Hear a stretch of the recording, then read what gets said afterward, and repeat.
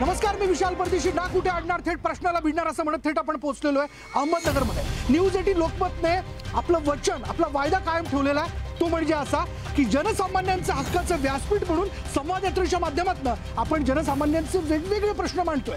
मग ते पाणी असेल, मग ते वीज असेल, ज्या मूलभूत सुविधा अजूनही व्यवस्था ज्याला आपण सरकार म्हणतो ते सोडू शकलेलं नाही, त्याबद्दलचा जाब विचारतोय. अहमदनगर, ज्याला सहकार पंढरी म्हणून देखील ओळखलं जातं, हेच ते अहमदनगर ज्या अहमदनगरला एकूण 11 रस्ते येऊन मिळतात. मग जर असं असेल तर दळणवळण, इथली व्यवस्था, अंतर्गत रस्ते, पाणी सुविधा, वेगवेगळ्या मुद्द्यांना घेऊन अहमदनगर खरंच विकसित झालंय का? काही लोकांशी दुपारी मी बोलत असताना काही लोक असं म्हणाली की इथले रस्ते फार सुरेख आहेत. ते या अर्थाने म्हणाले उपासनात्मक पद्धतीने की चांद बीबी आजही खाली अवतरली तर तिला तिच्या काळातले रस्ते सापडू शकतात. खरंच ही अहमदनगरची अवस्था आहे का? याच खरं तर प्रश्नाने, म्हणजे अंतर्गत रस्त्यांच्या प्रश्नाने मी सुरुवात करतोय. चला आपण इथल्या स्थानिक नागरिकांनाच विचारूयात. पहिला मुद्दा रस्ते. अगदी बरोबर आहे. या अहमदनगरचे रस्ते हाच एक ऐतिहासिक विषय आहे. ऐतिहासिक विषय कारण आजपर्यंत जेवढे कुठले लोकप्रतिनिधी होऊन गेलेत त्यापैकी एकही असा सक्षम लोकप्रतिनिधी आम्हाला भेटलेला नाही की तो रस्ते, लाईट, पाणी या ज्या मूलभूत सुविधा आहेत. आज 75 वर्ष झाले आपल्याला स्वातंत्र्य मिळून, तरी देखील आम्हाला नगरकरांना लाईट, पाणी आणि रस्ते याच्या पलीकडे बोलताच येत नाही. हे आमचं फार मोठं दुर्दैव आहे. म्हणजे अजूनही वॉटर मीटर, गटर आणि त्यातल्या त्यात रस्ते, त्याच्यामधले रस्ते हाच आमचा जो मुद्दा आहे. याच्या पलीकडे आम्हाला दृष्टीच पोहोचत नाही. हा आमचं फार मोठं दुर्दैव आहे. असं म्हणतात की ज्यांनी कोणी पाप केलेलं आहे त्याला भारतात जन्म मिळतो आणि ज्यांनी कोणी महापाप केलंय त्याला नगर शहरामध्ये जन्म मिळतो. वाईटच आहे. आणखीन एक काका, वय काय आपलं? 73. म्हणजे अनेक उन्हाळे पावसाळे तुम्ही बघितले, नगरमधला बदल बघितला. रस्त्यांच्या बाबतीत विचारतो, झाला का बदल? काय आहे तसंच आहे? नाही, आता जरा बाईंच्या काळात नवनीतबाई वार्षिकर होती त्यावेळेला बऱ्यापैकी असायचं. आता एकदमच हे म्हणतात तितकं काही नाही. तितकं काही नाही तुम्हाला पटत नाहीये? आजपर्यंत कोणताच राजकारण नाही झाला, पण नगरचे सगळे लोक म्हणतील की बाई वार्षिकर होऊन गेले आणि त्यांचीच कामं इथं नगरमध्ये दिसत आहेत. त्यांच्या काळात केलेली कामं अजूनही म्हणजे नंतर कामं झाली नाही असं म्हणण्याचा अर्थ आहे तुमचा? म्हणजे कमी जास्त, म्हणजेच कामं झाली नाही, पर्सेंटेजनी कमी झाली नाही. काय म्हणजे अजबच आहे. काका हसतायत, तुम्ही या जरा पुढे. काय म्हणजे मला तुमच्या हसण्याचा अर्थ नाही कळाला नेमकं काय? काय खड्डे जास्त आहे नगरमध्ये, आहे ना? रस्त्याची आज सुधारणाच नाही.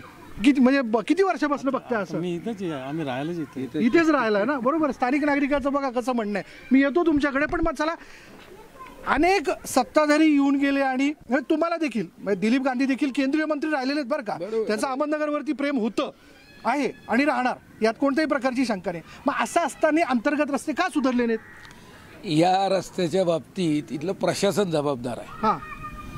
प्रशासनाने कधीच रस्त्याच्या क्वालिटीकडे लक्ष दिलं नाही. त्यामुळं 11 वर्ष या ठिकाणची पाणी योजना चालू आहे. अजूनही नगरकरांना पुरेशा दाबाने पाणी मिळत नाही. एक दिवसाआड पाणी येतं आणि 11 वर्ष झाले फेज 2 ची योजना चालू आहे. बरं ठीक आहे, फेज 2 च्या योजनेवर बोलतो, रस्त्याबद्दल सांगा ना. नाही, रस्त्याची अत्यंत वाईट अवस्था आहे. कोणाचं पाप आहे याला? तसं प्रशासन जबाबदार आहे, महानगरपालिकेचं. सत्ताधाऱ्यांनी जोरच लावला नाही. सत्ताधाऱ्यांनी जोर लावला, सत्ताधाऱ्यांचं ऐकत नाही प्रशासन. नाही, प्रशासन अजिबात लक्ष देत नाही. प्रशासन एक काहीतरी सांगा ना. तुम्ही जिल्हाध्यक्ष आहात भाजपचे, खासदार आपला इथला, बरोबर आहे की नाही? तसं बघायला गेलं तर इथं पक्ष नावाला इथे एक गट हे सगळ्यांना माहिती आहे, बरोबर. मग असं असताना त्या गटाने दबाव टाकून अजून अंतर्गत रस्ते का करून घेतले? बऱ्याच वेळा दबाव टाकण्याचा प्रयत्न केला. भारतीय जनता पार्टीची पण 2-2.5 वर्ष सत्ता होती, पण त्याही काळात प्रशासनाने अजिबात सहकार्य न केल्यामुळं रस्त्याची अत्यंत दुरावस्था झाली. मग आता कोणाची सत्ता आहे महापालिकेवर? आता महाविकास आघाडीची सत्ता आहे. महाविकास आघाडीची सत्ता आहे. मग अजूनही तुम्ही जोर लावताय? चालू आहे आमच्या. आणखीन काही लोकांना विचारूयात.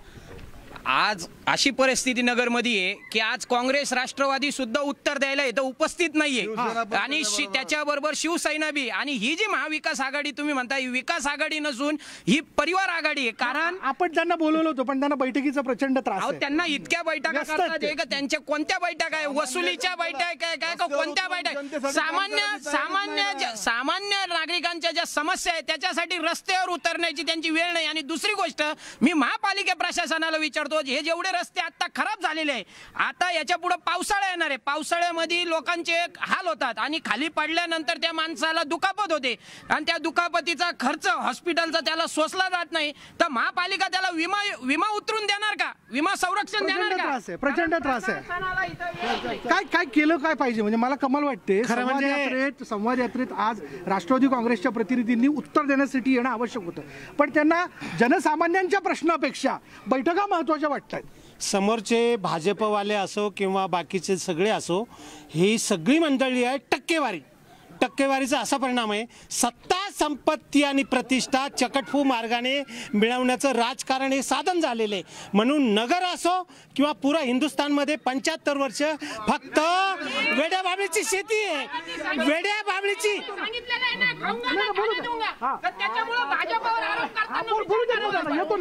या देशामध्ये वेड्या बाबळीची शेती चालू आहे. आणि अंतर्गत रस्त्याचं म्हणतोय, अंतर्गत रस्ते म्हणून या देशामध्ये वेड्या बाबळीची शेती आहे.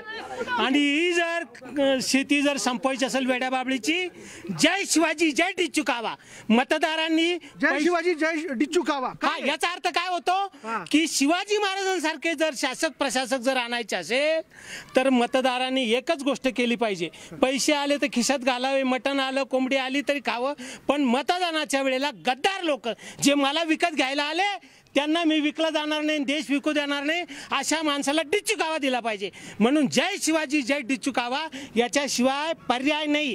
हसरा मतदार, हसरी लोकशाही या देशामध्ये आली पाहिजे.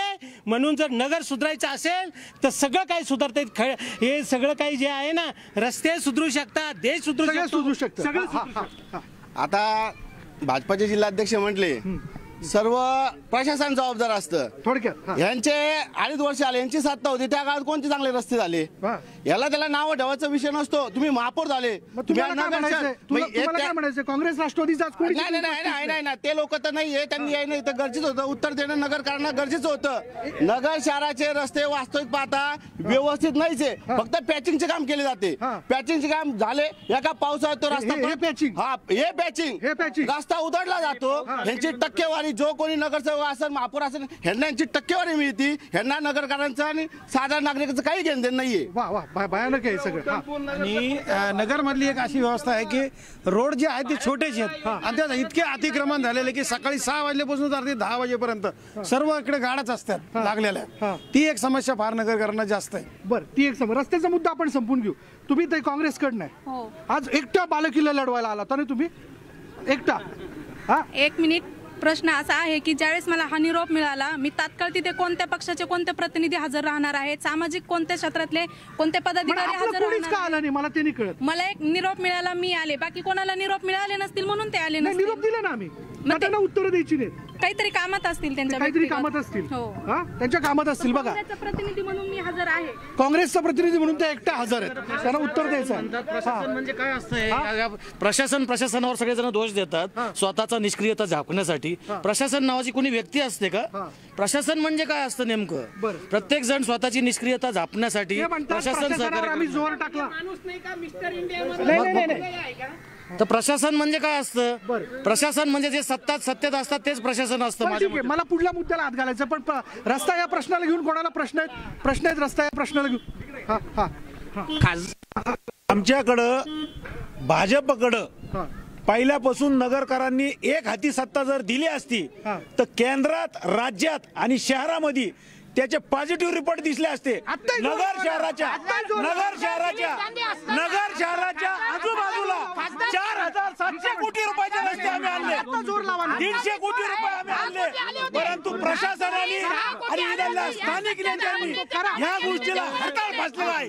राज्य सरकारकडून 10 कोटी रुपये रस्त्याच्या अंतर्गत निधी आला होता. तो या महापालिका देवेंद्र फडणवीस साहेबांनी दिला होता, त्यांचे सरकार असताना यांनी परत पाठवला. आपण मला एक सांग, तुम्ही नगरकर बरोबर, जेवढे बी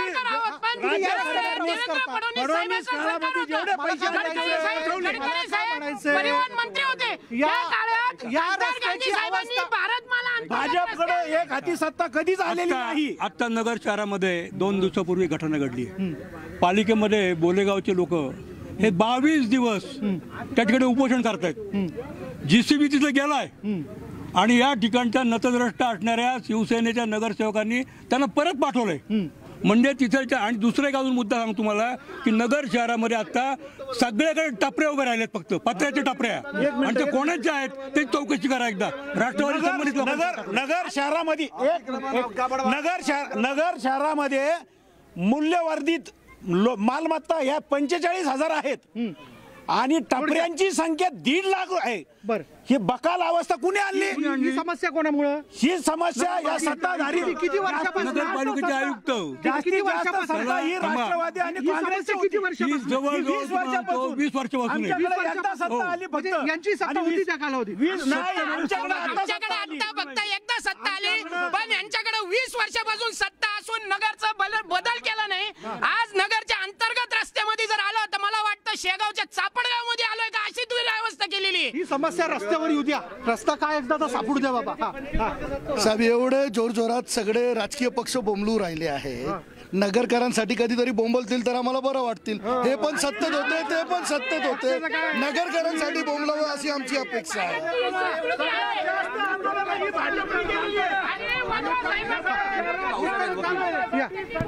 काय नेमकं म्हणणं? रस्त्याचा मुद्दा काय असेल फायनल एकदा बोलून टाका. रस्त्याचा मुद्दा असा आहे की भरपूर वर्षापासून हा रस्त्याचा मुद्दा तसाच राहिलेला आहे. यात कुठलीही डेव्हलपमेंट नाहीये. कुठलंही सरकार येऊ, कोणी येऊ, यात कोणी काही बदल घडवत नाही. फक्त एकमेकांवर ताशेरे वाढायचे काम सरकार करतं, इथले नगरसेवक करतात, हे सगळे एकमेकांवर आरोप करतात, घडत काहीच नाही.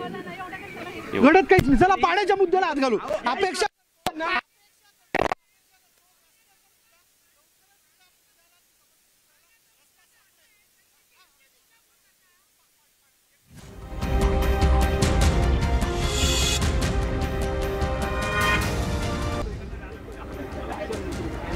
आणि ब्रेक नंतर पुन्हा एकदा संवाद यात्रे आपलं सगळ्यांचं स्वागत. आपण नगरवासियांशी त्यांच्या समस्यांना घेऊन चर्चा करतोय. ब्रेकपूर्वी आपण रस्ते या मुद्द्याला घेऊन भरपूर चर्चा केली आणि आता मी बोलतोय ते म्हणजे इथल्या पाणी व्यवस्थापनाबद्दल. म्हणजे पाणी हा विषय संवाद यात्रेत फार समान पद्धतीने प्रत्येक ठिकाणी आपल्याला समोर येताना दिसला. इथले नगरसेवक आपल्याबरोबर आहे. मला थोडक्यात सांगा, ब्रेकपूर्वी रस्त्याबद्दल आपण चर्चा केली, पण एक दिवसाआड नगरवासियांना पाणी येते, नेमकं कारण काय? जेव्हा की धरण जवळ आहे तुम्हाला.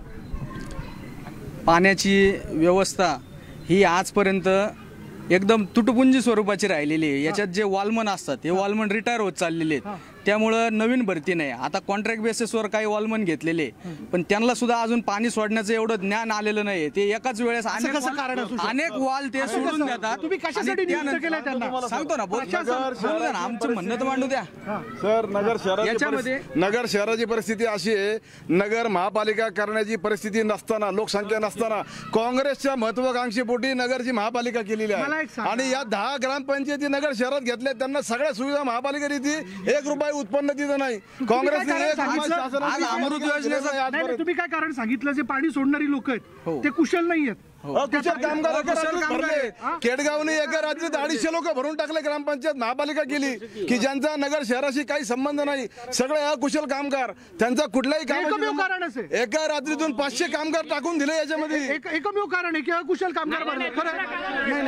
या बाबतीत आम्ही रिट पिटिशन दाखल केलेलं आहे. माहितीच्या अधिकारामध्ये माहिती मिळवलेली आहे की याच्या पाठीमागे सगळेजण एकमेकावर जे ढकलतात, त्यामध्ये महत्वाचं कारण सर, सरकार पुष्कळ निधी देतं, परंतु आम्हाला 250 कोटी रुपये पाण्यासाठी निधी आला, परंतु पाहुण्याचे मेवणे आणि मेवण्याचे पाहुणे यांना ते कंत्राट दिलं गेलं, ज्यांना कुठलीही पाईपलाईन कशी टाकायची काय कुठलंही ज्ञान नाही, अशा लोकांना ते कंत्राट दिलं गेलं. संबंधात सगळं विकास रखडलाय. खऱ्या अर्थाने हे सगळे पैसे पाण्यात मुरले आणि पाण्यात गेले. कोणाचे नातेसंबंध? हे सगळे ही जी सध्याची जी महाविकास आघाडी आहे ना, त्या महाविकास आघाडीचे सगळे नातेसंबंध या नगरचं कारणीभूत आहे या गोष्टीला. तुम्ही काय म्हणाल? मेवण्यांचे पाहुणे, पाहुण्यांचे मेवण्याचे पाहुणे सगळे कंत्राटदार आहे. पाहुण्याचे मेवणे आणि मेवण्याचे पाहुणे आणि ते सगळेजण अकुशल आहेत. सर, मी स्वतः इंजिनियर आहे. मी सांगतो की ज्या ठिकाणी जितक्या इंचाची पाईपलाईन पाहिजे त्याच्या अर्ध्या इंचाची पण पाईपलाईन टाकली गेलेली नाहीये. ज्या ठिकाणी 4 फूट खाली खोल खड्डा पाहिजे त्या ठिकाणी 1 फूट खोल खड्ड्यावर पाईपलाईन टाकण्यात आलेलं आहे. आता या पावसाळ्यामध्ये या नगरची तुंबलेली मुंबई होणार हे सांगायला कुठल्याही ज्योतिषाची गरज नाही. मी सांगतो खरंच काय असं काय हो? म्हणजे तुम्ही एकटे आलेला आहात, चला तुम्ही एकट्याने का होईना उत्तर द्यावं सगळ्यांच्या वतीने. खरं पाहायला गेलं तर या नगर शहरामध्ये खरोखर पाण्याची तीव्र टंचाई आहे म्हणावी लागेल. असं तुम्हीच म्हणताय? म्हणजे मी म्हणते असं नाहीये. सर्वसामान्य जनतेमध्ये गेल्यानंतर जे काही पाणी, मी एक मिनिट, मी कोणत्याही पक्षाची बाजू घेऊन बोलत नाही. मी प्रतिनिधी आहे, महिला आहे आणि महिला तुमच्या 1 दिवसाआड पाणी हो, येतं, मी एक त्रास महिला तुम्हाला आहे ना, होतो. त्यांनी बोलते की 1 दिवसाआड पाणी येतं, परंतु तेही पाणी पुरेसं नसतं. माझ्या महिला भगिनींना 1 दिवसाआड पाणी येऊन सुद्धा टँकर बोलवावे लागतात. ठराविक ठिकाणी टँकर येतात, ठराविक ठिकाणी टँकर मला पोहोचत सांगा, सुद्धा नाही. तुम्ही तर एका जे पक्षाचे काही प्रतिनिधी असेल आहात, बरोबर? पक्षाची तुम्ही प्रतिनिधी तुमच्या पक्षाचा निषेध करता का जाहीरपणे? मी तुमच्या सरकारचा निषेध करता का? मी असं म्हणत नाही, मी सरकारचा निषेध समस्या तर मांडता ना. स्थानिक लेवलचा हा प्रश्न आहे. स्थानिक लेवलचे जे काही प्रशासन आणि राजकारण पक्षाच्या प्रतिनिधी पण आहात, तुम्ही समस्याही मांडताय, तुम्ही कबूलही करताय. समस्या मांडत नाहीये मी तुम्हाला सांगतेय सत्य कबुली देताय ना, परिस्थिती कबुली की देताय ना. प्रशासन आणि राजकारण यांनी काहीतरी होऊ शकतं. साहेब एक सांगतो, बार्शीकरांच्या काळात जी योजना आणली होती पाण्याची, त्या योजना आतापर्यंत त्याच पाणी पुरवठा त्या योजनेअंतर्गत होतोय, पण 11 वर्ष झाले ती फेज 2 योजना अजूनही कोणाला पाणी आलेलं नाहीये. आशिया खंडात अशी कोणती योजना ही फेज 2 अजून बी मला कळलेलं नाही. पाणी कुठं मुरतंय, पाणी कुठं अनेक नगरसेवकांकडे पाणी सोडण्याच्या चाव्या देखील आहेत. अशा लोकांना खरं म्हणजे अटक करण्याची गरज आहे. याचा अर्थ काय होतं माहितीये का, सगळी आनागोंदी, उडवा उडवी, टोलवा टोलवी, हे म्हणजे ही लोकशाही जी आहे ना. नेमकं कारण काय, मला नेमकं कारण सांगा. एकच गोष्ट आहे, नागरिकांनी जागृत राहून अशा सगळ्या लोकांना जबाबदार धरलं पाहिजे आणि जे नगरसेवक किंवा कोणी लोकप्रतिनिधी काम करत नाही त्यांना डब्यात टाकणं हा एक राजमार्ग आहे. डच्चू देणं. काही नगरसेवक तर असे आहेत, ते चावेच त्यांच्याकडे ठेवतात की लागल तेव्हा पाणी सोडतात आणि नगर करायची पाण्याची कुचं मना करतात. हे निश्चित आहे. जर त्यांची गरज बघून बस नाही देत. त्यांच्या मर्जीनुसार. भयानक आहे, फारच भयानक आहे. 35 किलोमीटरवर पाणी येतं, 35 किलोमीटर पाणी येतं. नगर शहरा व्यतिरिक्त 35 किलोमीटर मध्ये कुठं पाणी उडतं हे या सत्ताधाऱ्यांनी सांगावं ना. या सत्ताधारी तिन्ही पक्षांनी सांगावं. सर आता 2.5 वर्ष इथं भाजपची सत्ता होती, महापौर साहेब होते इथं, त्यावेळेस सेंट्रलची कोणती यांनी मदत केली आणि कोणता एक रस्ता तरी बनवला ते सांगावं यांनी. हे फक्त यांना लीडर म्हणून जनतेने पुढे तुम्ही तर आता बोलले. ऐका तुम्ही भाजपा, तू काय म्हटला, भाजपा वाले काय म्हटले सर, मुद्दा ऐका ना, ऐका नाही बोलतात. आता हे काय म्हटले, फेज 2 ची योजना आली नाही. हे काय म्हटले भाजपावाले, फेज 2 ची योजना आलेली आहे. मग ती योजना कुठे, यांनी सांगावं. यांनी सांगितलं ती योजना आली, मग तुम्ही सांगा 30,000 कनेक्शन हे अनधिकृत आहेत. मी माहितीच्या अधिकारात मिळवलेत. नगर शहरामध्ये 34,000 कनेक्शन हे अनधिकृत आहेत आणि अनेक नगरसेवकांची स्वतः नगरसेवकांचे प्रेशर पंप आहेत, त्याचे कुठेही नोंद नाहीये. त्याच्यानंतर त्यांचे मंगल कार्यालय आहेत, त्याची कुठे नोंद नाहीये. पाणी चोरी होती, पाणी चोरी. या ठिकाणी उद्योग व्यवसाय वाढला पाहिजे, तोच मेन प्रॉब्लेम आहे. MIDCचं विस्तारीकरण झालं पाहिजे हे, आणि व्यापारपेठामध्ये तुम्हाला मॉल्स उभे राहिले पाहिजे. असं काहीच नाही. नगर बकास वाटतं. नगर एकदम नगर म्हणायला फक्त नगरमध्ये उद्योग व्यवसाय येऊ शकले नाही.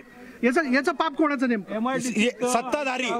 याच्यामध्ये आतापर्यंत 15 वर्ष ही काँग्रेस राष्ट्रवादीची सत्ता होती. खासदार साहेबांनी प्रश्न नाही उचलला.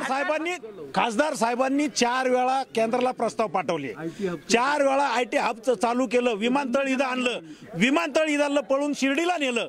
हे जे ते आमच्या ग्रामीण भागातले जे राष्ट्रवादी आणि काँग्रेसचे नेते, इथलं विमानतळ शिर्डीला कोणी पळवलं?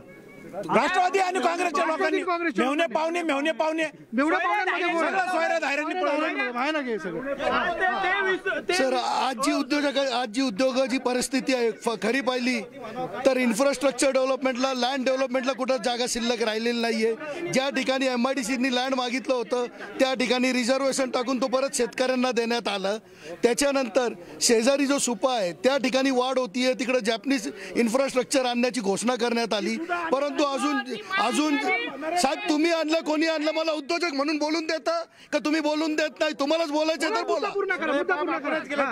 जॅपनीज इन्फ्रास्ट्रक्चर या ठिकाणी इंडस्ट्रीज येणार होती, त्या इंडस्ट्रीज अजून आलेल्या नाहीयेत.